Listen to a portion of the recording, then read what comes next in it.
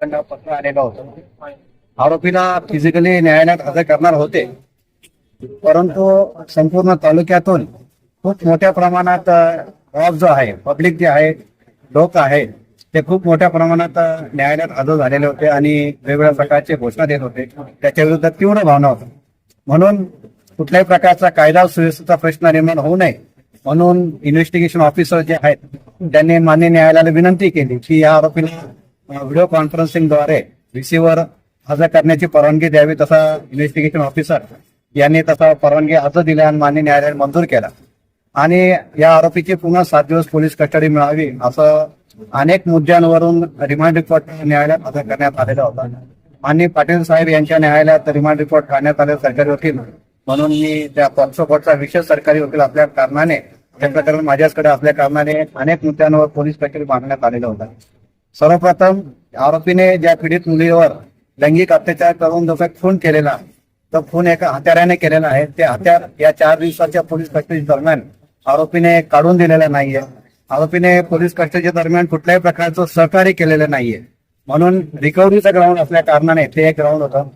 दुसरं ग्राउंड असं होतं की आरोपीला अशा प्रकारचे कृत्य करण्यामध्ये आणि त्या पीडित मुलीला किडनॅप करून नेण्यामध्ये अजून आरोपीला कोणी सहकार्य केलेलं आहे का, त्याला कोणी मदत केलेली आहे का, या कारणावरून देखील आरोपीचा पोलीस कस्टडी रिमांड घेण्यात आलेला आहे. ते देखील एक कारण होतं. त्यानंतर या गुन्ह्यामध्ये जे काही सूक्ष्म एव्हिडन्स आहे तो कलेक्ट करायचा आहे. त्यासाठी इन्व्हेस्टिगेशन ऑफिसर यांना पुरेपूर संधी मिळाली पाहिजे यासाठी मी तिथं माननीय न्यायालयात युक्तिवाद केला.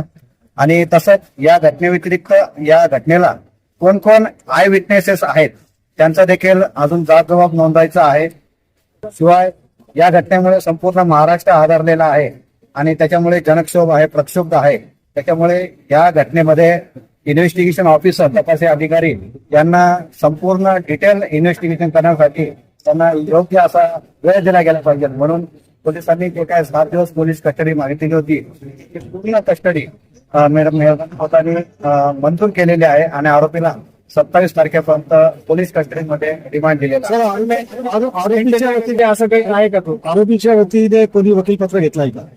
नाही, आरोपीच्या वतीने कोणी वकीलपत्र घेतले नाही. बहारने मालेगाव वकील संघाने तसा ठराव देखील केलेला आहे की आरोपीचं कोणी वकीलपत्र घेऊ नये.